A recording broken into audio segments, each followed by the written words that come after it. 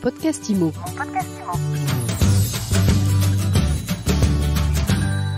Bonjour et bienvenue dans ce nouvel épisode de mon podcast IMO. On est en live du Salon Rennes Porte de Versailles. Je suis avec Charlotte Lafeuillade, qui est présidente MLS Côte d'Azur 06. Est-ce que je l'ai bien dit?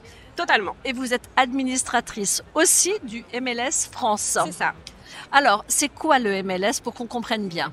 Alors, le MLS, on se veut le label de l'immobilier collaboratif. C'est-à-dire qu'on est un fichier partagé, mais on n'est pas simplement un outil. On a tout un système de process, de régulation et d'organisation autour du partage. Le mot MLS, il est importé du MLS américain. Exactement. C'est le même modèle.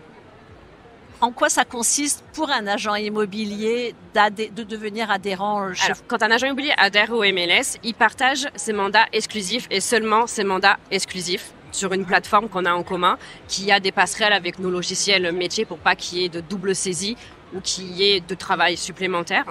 On a accès à une data que personne n'a, puisque c'est notre data d'agent immobilier. C'est forcément les biens à la vente, mais aussi les biens sous compromis, les biens en offre actuellement, avec tout un descriptif, des photos, des informations qu'on ne retrouve pas ailleurs, ne serait-ce que pour prendre exemple la data de l'État, DVF, où on a simplement une adresse, le type d'appartement et un prix. Là, nous, c'est vraiment extrêmement poussé pour que les agents immobiliers puissent faire des estimations poussées.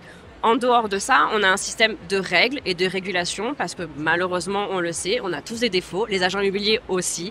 Et quand on partage, d'un moment, si on est trop et qu'il n'y a pas de règles, ça tourne vite au Far West. Donc, on a des règles très précises. Par exemple, on a 72 heures pour mettre nos mandats sur l'application. On a un process d'offre. Et on a des commissions pour pouvoir réguler tout ça. On a un système de contrôle de qualité sur l'information. On a des systèmes d'audit dans les agences pour faire en sorte que tout fonctionne comme il faut. Vous prêchez le partage des mandats. Complètement. Vous exposez ici au Salon Rennes pour la première fois. Oui. Pourquoi cette année? Pourquoi cette année? Parce qu'on a ouvert le MLS France qui n'existait pas puisqu'on était localisé plus particulièrement dans le 06 et Paris. Maintenant, c'est vraiment ouvert sur toute la France et parce que hier, on a eu une avancée historique, c'est qu'on a créé le MLS Europe. Avec quel pays? Avec 7 pays. Donc, on a nos amis italiens, espagnols, portugais, autrichiens, suisses et belges. Vous offrez aux agents immobiliers l'accès à ce marché européen dans ces 7 pays? Plus que ça, parce qu'en fait, ce qu'on va faire, c'est qu'on va développer le process de notre système d'organisation et de régulation dans ces pays-là. C'est plus que simplement le partage. Ça va être quoi alors? Ça va être comme un label de qualité.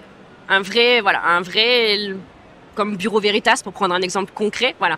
Un label vraiment sur qu'est-ce qu'on a le droit de faire quand on est agent immobilier au sein du MLS, qu'est-ce qu'on n'a le droit de pas le faire, quelles sont les règles de la collaboration et comment ça fonctionne. Bon, alors je vais mettre les pieds dans le plat. Je suis agent immobilier, il y a beaucoup de solutions de partage de mandats. Pourquoi choisir la vôtre? Alors pourquoi choisir la nôtre? On est tous différents et certains vont pouvoir plus fonctionner pour d'autres en fonction de ce qu'on veut. Nous, la nôtre, on se dit qu'on est un peu plus complet dans le sens où on n'est pas un simple outil. Comme j'ai dit tout à l'heure, si on était juste un outil où juste je mets mon mandat en vente et quelqu'un le voit, s'il n'y a pas de contrôle, si je ne sais pas si j'ai vraiment eu un bon mandat, pouvoir le mettre. Si j'ai rempli toutes les informations, que ce soit pour nos clients vendeurs, nous, on lui garantit qu'on va partager comme il faut son mandat et que c'est tout dans son intérêt pour pouvoir le vendre au plus vite. Pareil que ce soit pour le client acquéreur, on lui garantit que les informations qu'on lui partage, elles sont réelles. Demain, je vous dis que je vends un appartement de 60 mètres carrés au dernier étage. C'est un appartement de 60 mètres carrés au dernier étage. Voilà, qu'il n'y ait pas de conflit sur ça. Vous avez combien de clients aujourd'hui? Combien d'abonnés? Alors, sur le 06, c'est parce qu'on est le plus gros, on est 515 agences et 2600 collaborateurs. Après, on a ouvert dans le Var, puisque c'était juste à côté. On a 35 agences. Et là, donc récemment, on a ouvert Grand Paris, où on a pareil entre 30 et 40 agences. Vos objectifs? Notre objectif, c'est d'avoir vraiment une antenne locale dans chaque département. Dernière question, est-ce que je suis toujours agent immobilier? Je me pose cette question.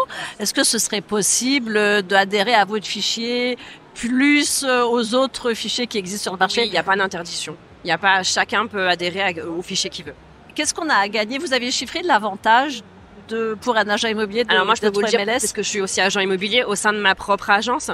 J'ai augmenté ma part de mandats exclusifs. C'est que maintenant, je suis sur 75% d'exclusivité au sein de mon agence en termes de mandats. Et en termes de vente, j'ai doublé mon chiffre d'affaires, malgré le fait qu'on collabore et qu'on partage nos commissions. Merci beaucoup Charlotte Lafeuillade. Je rappelle que vous êtes présidente du MLS Côte d'Azur et administratrice du MLS France. C'est ça. Et je vous dis à très vite pour un nouvel épisode de mon podcast IMO à écouter sur toutes les plateformes et sur MySuite IMO. Mon podcast IMO. Mon podcast IMO.